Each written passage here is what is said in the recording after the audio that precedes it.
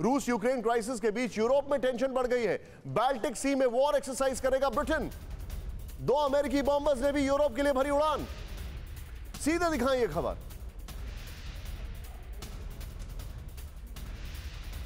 मैं सीधे चलूंगा, इस एक्सरसाइज का मतलब क्या है? कर्नल डिनी अगर मेरे साथ है तो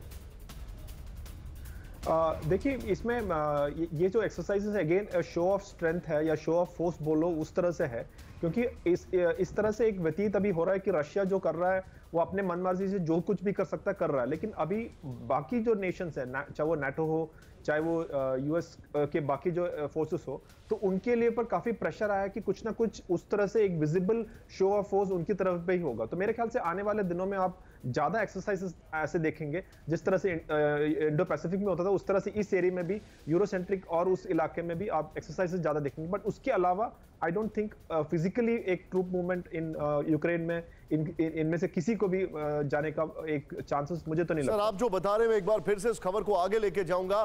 बाल्टिक देशों की सुरक्षा के लिए अमेरिका उतारेगा अपनी सेना। यह बहुत बड़ी खबर है। अमेरिका ने 800 सैनिक और 8 F-35 लड़ाकू जेट भेजेगा। यूरोप में 32 अपाचे फाइटर हेलीकॉप्टर भी भेजेगा अमेरिका। नेटो बाल्टिक देशों में एस्टोनिया, लाटविया, लिथुआनिया शामिल हैं।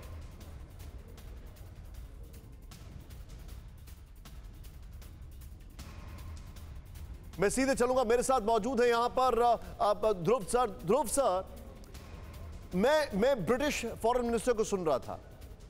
उन्होंने कम से कम अपने एक इंटरव्यू में 4 बार यह बोला कि रशिया हमको डिवाइड नहीं कर सकता। तो अभी तो इनके सामने यह चैलेंज ज्यादा है कि यह दिखा पाए कि कैसे हम लोग एक साथ हैं। नहीं, ये तो बात ठीक है। देखिए, इसमें 2 अलग अलग चीजें हैं। एक तो यूक्रेन और दूसरा नेटो।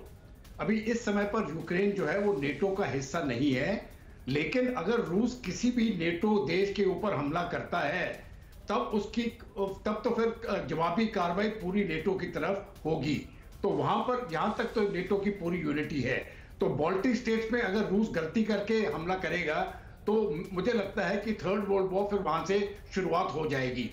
लेकिन जहां तक यूक्रेन की बात आती है, अगर यूक्रेन के ऊपर हमला करता है रूस, हो सकता है नेटो बीच में ना आए, क्योंकि यूक्रेन नेटो का मेंबर नहीं है।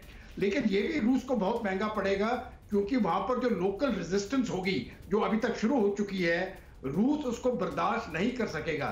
वहां पर उसको पॉपुलर सपोर्ट नहीं है, और जिस प्रकार से अफगानिस्तान में उसको मार खाना पड़ेगी और जाना पड़ा था, यहां पर भी वही हालत होगी। तो मुझे नहीं लगता है कि रूस भी यूक्रेन के ऊपर हमला करेगा। जहां तक दो प्रोविंसेस में आ चुका है, यहीं तक ही टिका रहेगा ये। बाकी जो है ये शो ऑफ फोर्स दोनों तरफ से चलता जा रहा है। Okay, point taken sir. परवाह देश की, सोमवार से शुक्रवार रात 10 बजे TV9 भारतवर्ष पर।